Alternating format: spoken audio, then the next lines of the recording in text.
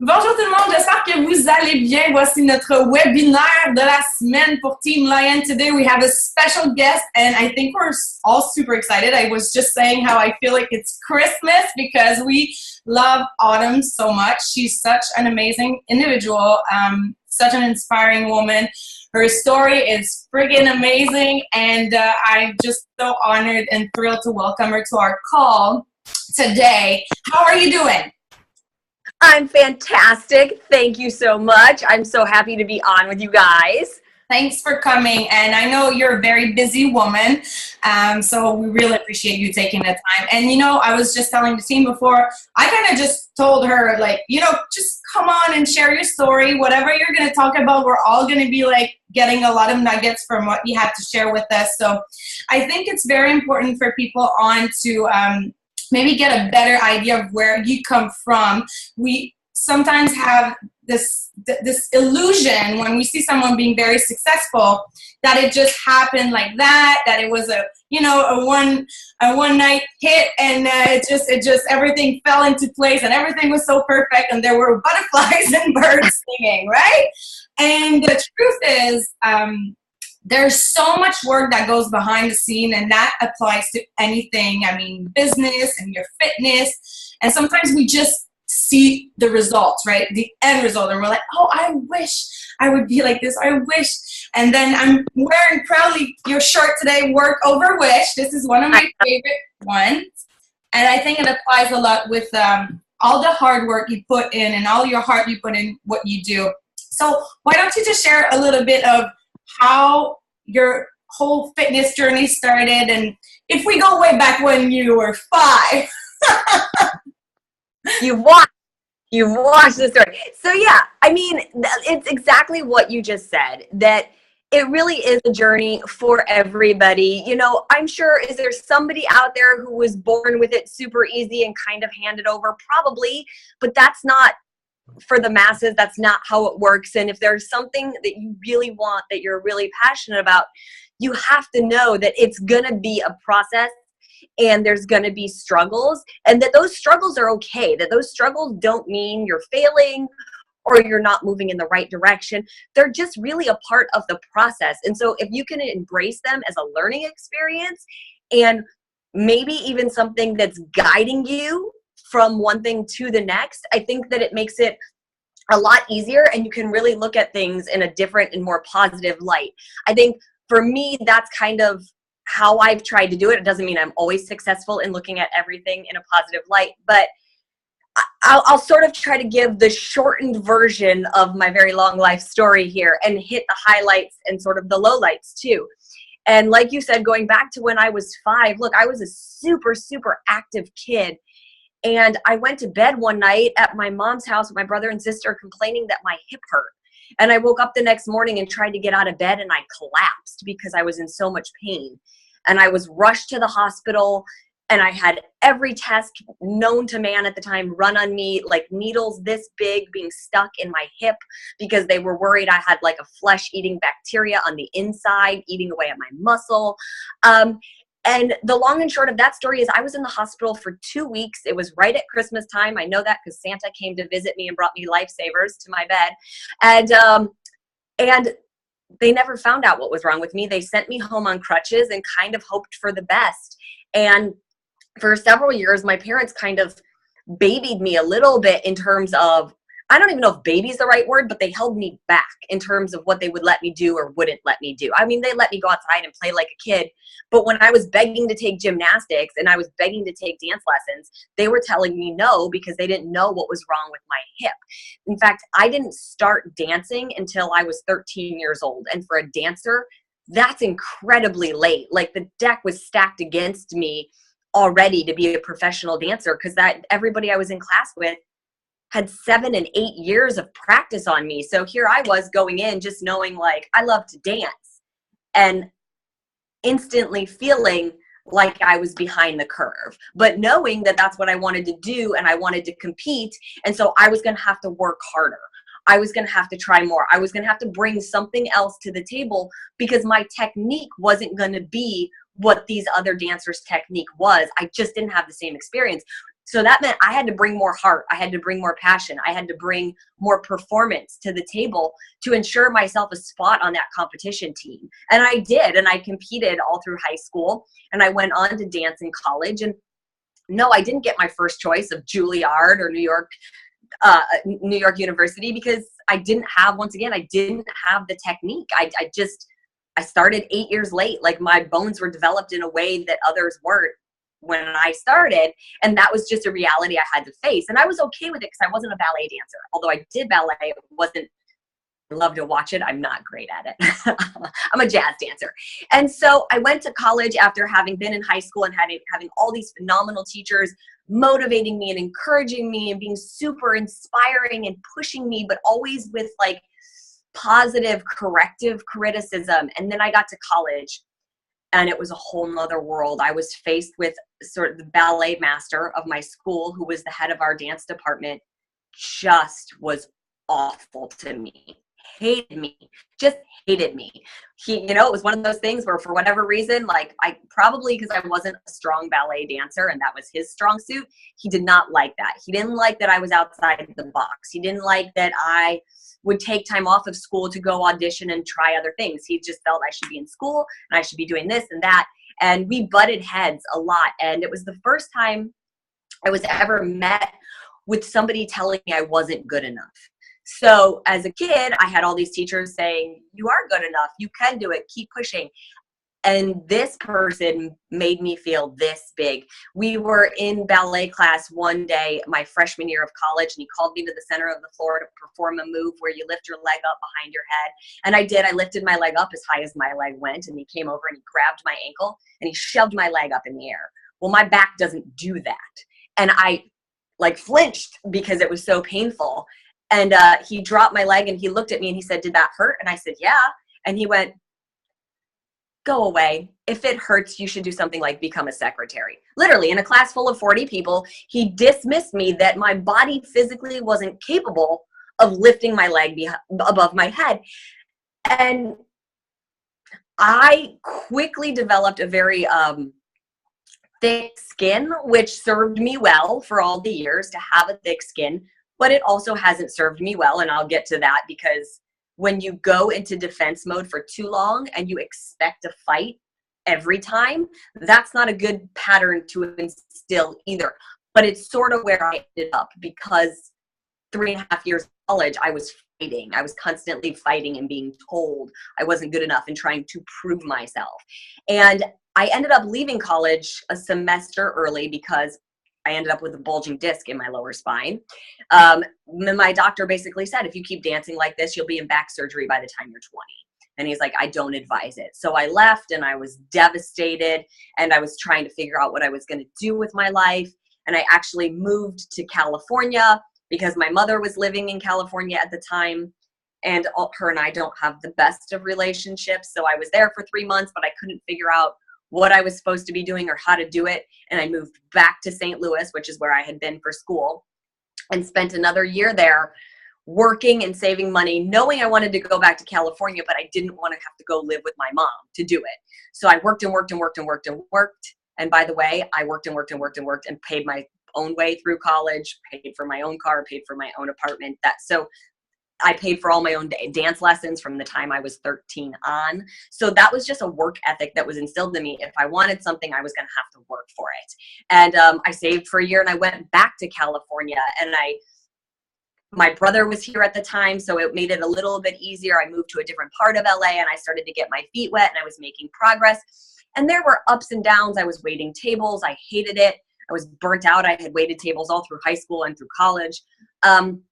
And if I fast forward to meeting the man that I ended up marrying, I was pursuing acting at the time, but I was waiting tables, and he was older than me, and we had been together for about 2 years. And it was, okay, well, if you want to get married, I need you to have a little bit more steady career and job. That was just his way of thinking. And so that's when I started looking into being a personal trainer, because I knew I loved helping people. I loved being really active. I didn't want to sit at a desk. I had tried that. It was the most miserable 3 months of my life.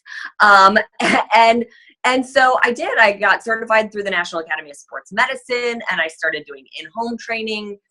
and everything was going great. And we got married, and then we started to try to have a baby. And I'm very open about this. I miscarried twice. It was very early on, like literally found out I was pregnant and miscarried like a week later. So very stressful time, didn't understand. It was one of those things where I was like, God, I'm so healthy. Why is my body failing me? I'm 26, 27 years old. What is going on? So another sort of rough patch in my life, but that's again, lessons and things teaching you how to embrace things. And maybe that gives me a story to be able to share with somebody else who's having a really hard time with it. That's how I look at it now. And then eventually got pregnant with my son, which was great. And at the time I was then certified in pre and postnatal fitness. So I was creating prenatal workouts and things like that.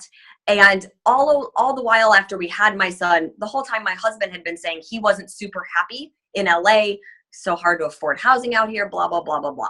And I had all these things that I wanted to do. And as a personal trainer, I was working for myself. I wasn't working at a gym. And he was always kind of pumping the brakes on me. You know, you want to spend money. And I would say, you have to spend money to make money. Oh, well, you shouldn't do this and you shouldn't do that, and slow it down.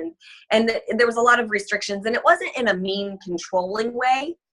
It was just a very different sense of how to go after your goals. And like for him, it was like you get a job and you work your job and that's your job and that's what you do. And I was like, no, like I have goals. I have things I want to do and I'm going to do them. And so we would sort of butt heads on that a little bit.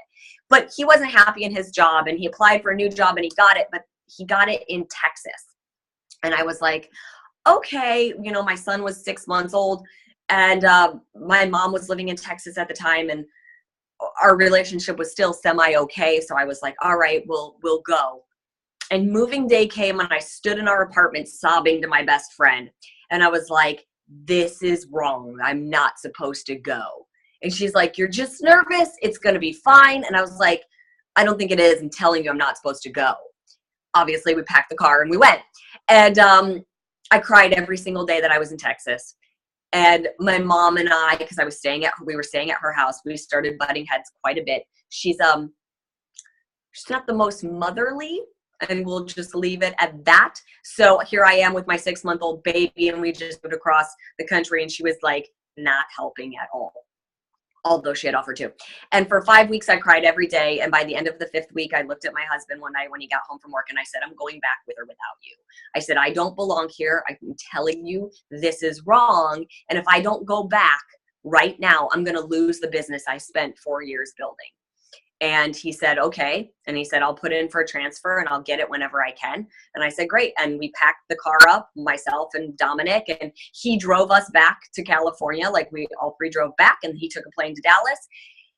I got an apartment and started working. I hired a nanny to help me because there was nobody there to help me. And I got my clients back. And from 4 a.m. to 3 p.m., I would train clients, and I'd come home and take care of Dominic. And it was the first time that I had to do it on my own. And even though there was absolutely no talk of divorce, we were still in a good place. It was just that first time that he wasn't here. He was in a different state. So I was doing it on my own, and I was okay.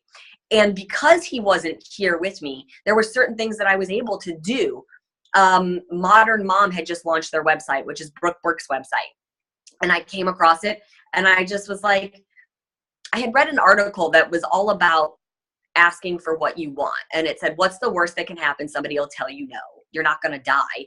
And I always remember that. And so I was like, I'm just going to email them and see if they want me to write for them. Never expecting to hear back. I sent my email. I was like, this is who I am. This is what I do. Specialize in pre and postnatal.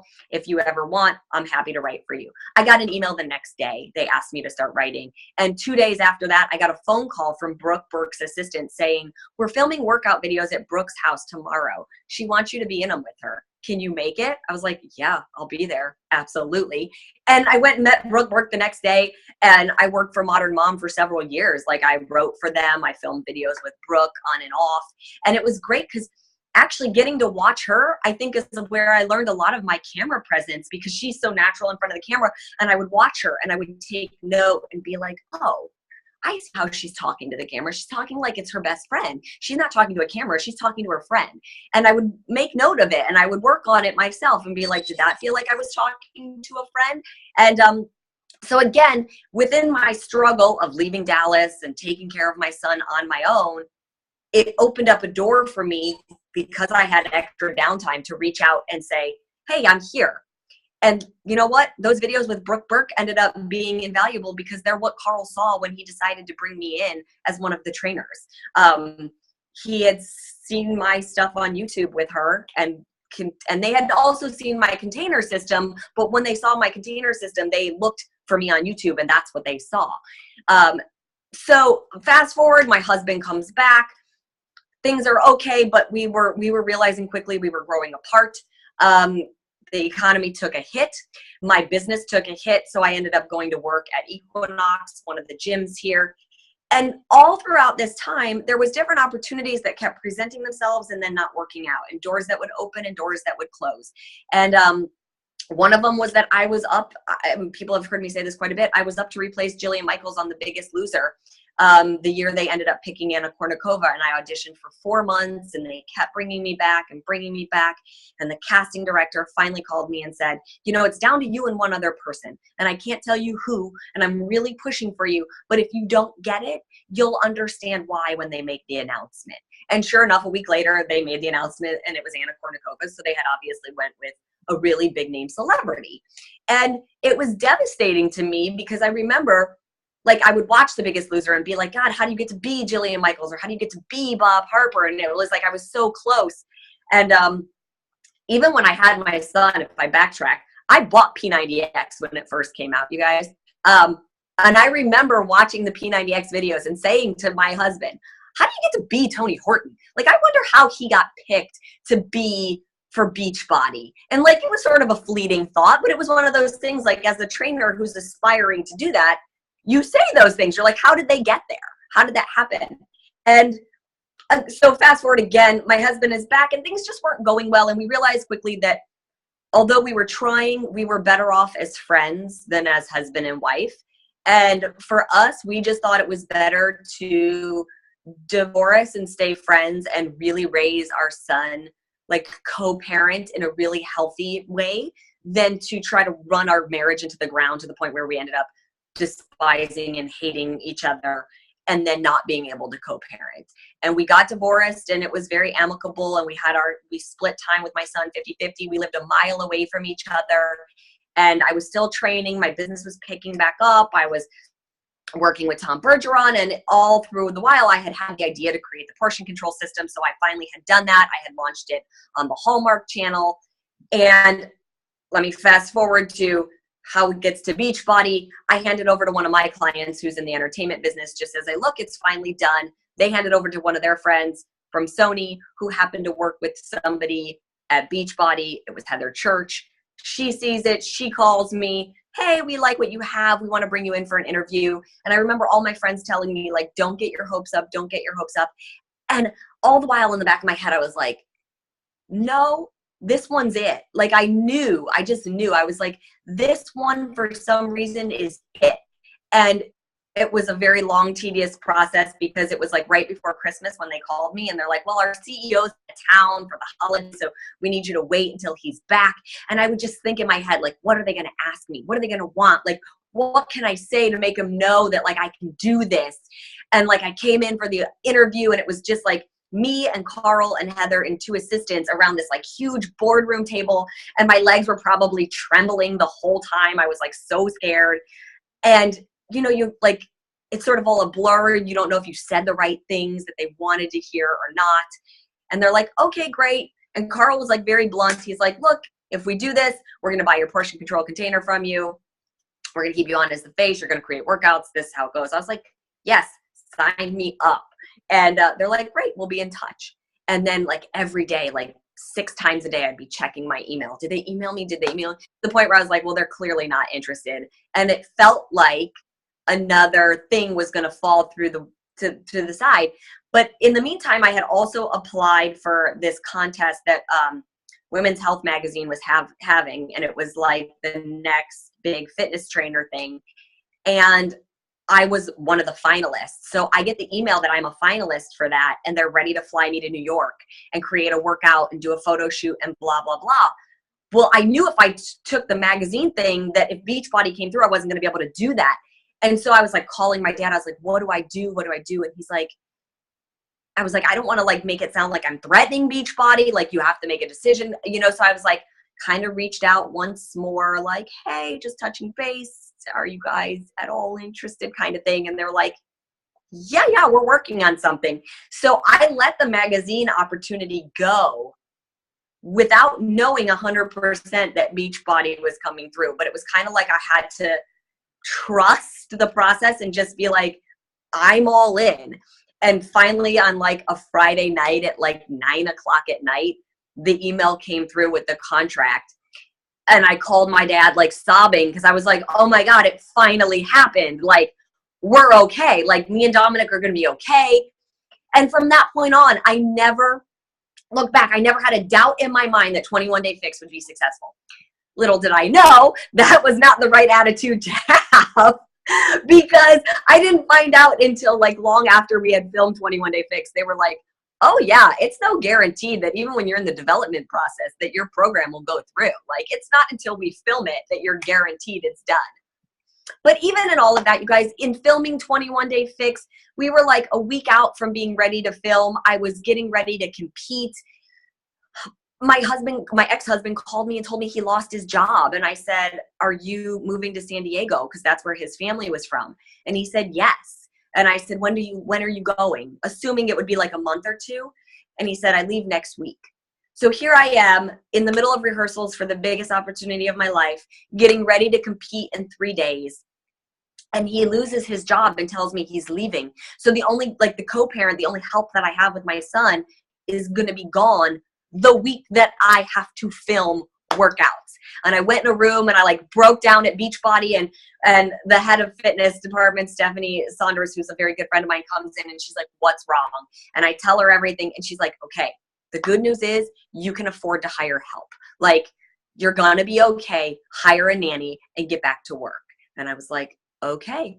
And that's what we did. Like I frantically hired a nanny and I went back in the room and we finished rehearsals and I competed and I took 6 that day, which was fantastic. And we went into filming, and although everybody was a little bit nervous about how I would do, like I think I blew them away in the first take, and it was like smooth sailing from all of that, like from that point on.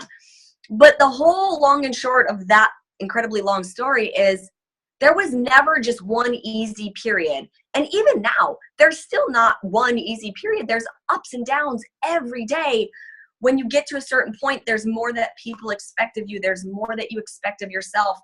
Dominic goes through different issues now that I'm traveling all the time. There's always something. I don't think the scale ever is completely even. I don't ever think that work and personal life are completely balanced. I think we do our best, and there's days when the work is a little bit takes more precedent, and there's days where the family takes more precedent, and you learn from it. And as you go through those things and those experiences, I think they help me to develop and to know more and be able to relate more to what other people are going through. When I'm motivating you guys, when I'm in those workouts with you and I'm cheering you on, it's not just random things that I'm saying. It's I've watched clients go through it. I know what I've gone through. I've had other people who have said the right thing to me at the right time to keep me going.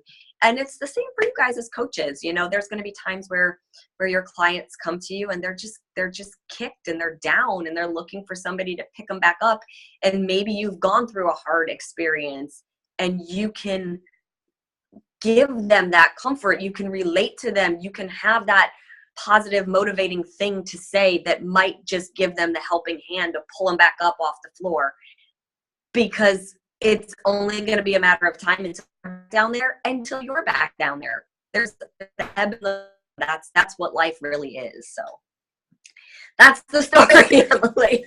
No, but it's so important. I mean, there's so many things to learn from this. And I think we sometimes, as a human being, just want to go the fastest way from A to B, right? We're like, we see B, we're like, okay, this is where I'm going, and I want to go straight there. But one of the notes that I wrote down is to embrace the challenge. It's not always easy when you're in the midst of things, you know, when things are happening and when you're getting all these people saying, no, it's not going to work, and the rejection, or you're not good enough. And you're like, why is this happening? But then when you see the bigger picture in your gut, you felt it. You knew when Beachbody came in that was going to happen. And and when you see those things, and like you say, like, why are, when Biggest Loser didn't come through, and in that moment you're so sad and you're devastated that opportunity passed you up. The one thing I've learned is, no matter how sad I am in that moment, I let myself feel, I let myself have that emotion. I don't want to suppress it, but I remind myself of all the times that, thank God that opportunity passed me by, because this one is so much better. So had Biggest Loser come through, I would have never had Beachbody. And if I had to take my pick, I'm taking Beachbody every day of the week and twice on Sunday. I would never trade it for anything else in the world. And you could say the same thing about jobs. You could say the same things about relationships. Like, how many times do we get our heart broken and we're like, why didn't it work out? Like, somebody doesn't love me. There's something wrong with me.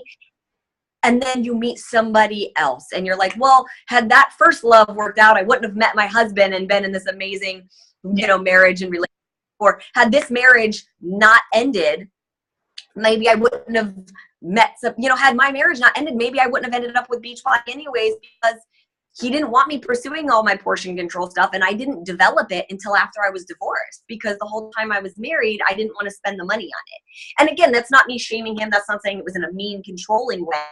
It was sort of I got held back a little bit. I didn't get to fully express who I was. So yeah, there's a lot to say about you also trusting your gut. And I want to say to all the coaches here that feel like this is their thing, like being a coach is something that really lights them on fire, and you should totally pursue that.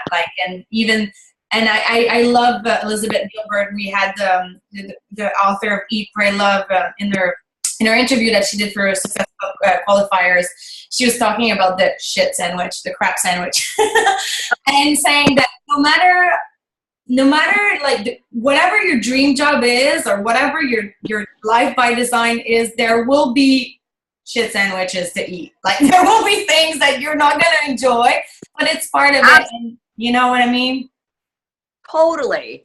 It's so true. There's always, there's never going to just be smooth sailing. And even with that, you guys, with your dream job, you're all coaches, but you don't all have the same job, believe it or not. Because what Emily does, she can show you guys and you can learn from it and maybe implement some things, but we get so stuck comparing ourselves and trying to do what everybody else is doing. And trust me, I'm guilty of it too. Like, I'll see all these other fitness people out there and I'm like, maybe I should be doing this, and maybe I should be doing that. Maybe I should be doing this. And I'm like, wait, what is close to my heart? What am I passionate about? Because I can't do everything, and I can't save the world by myself with fitness anyways. There has to be multiple ways. Not everybody's going to like what I'm doing. So remember that as a coach too, because I know you can look at people who are having great amounts of success and you can go, I just need to do exactly what they're doing.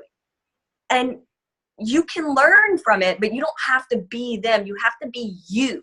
Like, they're already doing them. So you have to do you. You have to hold true to who you are and what your passion is and what your goals are and what your rules are and your morals are. And all of that stuff has to be immersed in your business. And you can't take somebody else's and put them in yours and then question why it didn't work for you, because you don't really believe in it.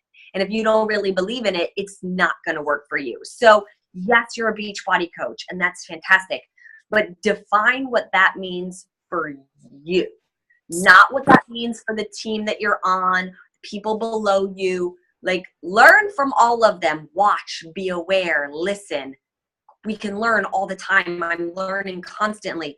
But then figure out how it fits your model. That, I think, is so important. Yes, totally. And we also have to recognize how privileged we are in this business. What you're saying is true. We're all coaches, but we have a different job. And we really can make it so personal to who we are. And that's a journey in itself, like self-discovery. For me, it's been so wonderful, the coaching opportunity. I don't know if you have a few minutes for questions. Yes, we do. I got about 12 more minutes. that I can chat before they call me into another meeting. So take her away. Perfect. We're going to do rapid fire style. What would you do to someone who wants to get over a plateau? Like if regarding the 21-day fix, they're on the plateau, if things are not moving, what would you recommend? Yeah, there's a couple things. And actually, I get asked this topic so much that I'm going to make it one of my Facebook Sunday sit downs. So get ready for that one. It's coming. But the short answer is there's a few things to look at. Are they really on point with their nutrition? It's important to make sure that they're really being honest about that. If they are, make sure they're eating from the top 1/3 of the food lists, because although you have the whole food list, if you get stuck, if you dial it in the next notch up, which is eating from the top 1/3 because it goes in a hierarchy, that'll help. Are you pushing hard enough in your workouts? Are you on round 13 of 21-day fix? Because it might be time to step it up to 21-day fix extreme.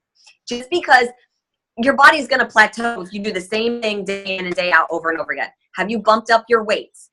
I think the one thing people forget about when they think about bumping up their weights is they assume like those minute-long intervals, obviously they're brutal.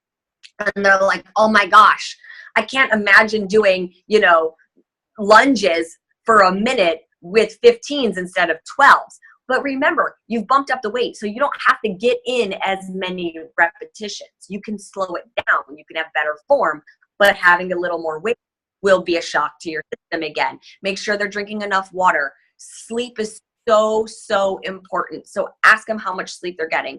Are they drinking too much coffee? Like maybe they're drinking enough water, but they're still drinking too much coffee. The coffee just overstimulates our adrenal glands. I'm dealing with so many things that will also be a Sunday sit down topic for you guys to learn from. And overstimulation of your adrenals just releases too much cortisol. So all of those things, but basically if they're in a plateau, it's because they're doing maintenance work. They're not still putting, so are they still sore from their workouts? Are they breathing heavy? Are they feeling challenged? Those are all things. And if they're not, they either need to bump up the weights or they need to move on to another program for a little bit. And they can circle back to 21-day fix, but they need a little break.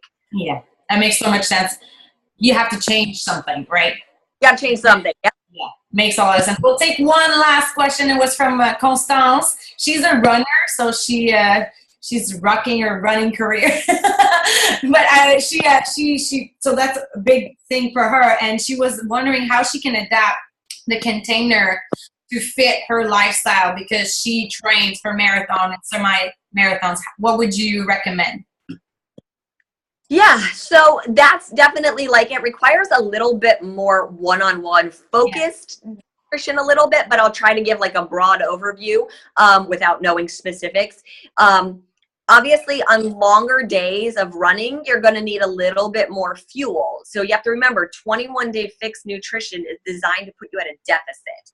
And if you're training for a marathon, you really don't want to be at a deficit because you need the extra fuel to run those long miles. So first of all, use the maintenance formula at least. When 21-day fix very first came out, you would always hear me say, use the formula on page 76. Since then, we've updated it quite a few times and things like that. So there is the maintenance formula, or if you're using 21-day fix extreme, you would put yourself in the very active category because you're doing these really long runs. But you're going to need a little bit more fuel on really long run days. So anything 8 miles or more, I would say give yourself an extra red, an extra yellow, and an extra green to fuel your body. Make sure you're staying well hydrated and make sure you're recovering. So if you're using the Beachbody performance line, like chocolate recover, vanilla recharge, because you're doing so much cardio, you are going to tap into your muscle a little bit if you're not fueling, and then your body's breaking down the muscle, and you don't want that. You want your muscle to propel you. So having something like chocolate recover and vanilla recharge to help repair your muscles so that you don't eat away at them is really, really great to have. Awesome. Thank you so much. And one thing I'm getting from this call, and that's funny that you mentioned that you had read an article about asking for what you want, and you went and you asked about the blog. Well, I'm making a parallel with asking you to be on the call, but when I started my Beachbody journey, I started my personal development journey on a more consistent basis, and I read the success principles from Jack Canfield, and one of the principles was to ask people you know, for what you want, and then also find people that do what you want to do and ask them how they did it. So I just thought it was really, really on point and funny that you mentioned that. So now I'm going to ask one last thing. Yes, ask away. I was wondering if you could do something. I'm on Snapchat right now. If you can just say like, "Hi, this is Autumn, and I'm on Emily's team call," or something like that, would be cool. Yes, tell me when. Okay, I'll say 1, 2, 3, go, and we'll be ready. Okay. 1, 2, 3, go. What's up, Snapchat? Autumn here doing Emily's live coach call. We just wanted to take a minute to say hi to all of you today. Hope you're having a great day. Thank you. That was perfect. Right on time. You're Snapchat pro. Thank you so much for your time. We love you. We really appreciate you being here today. And I hope you have a wonderful day. And I hope I will see you. Well, I will see you in Summit for sure. And Yes. we'll be able to work out with you at Summit. Have a wonderful day. Love you. Thank you so much for all your wisdom. Guys, have a great day. I lost you. Oh, do you have me? Okay, you're back. You're back. Well, that's funny that you can't move anymore. That's the thing. You had the right spot. Oh. You're frozen.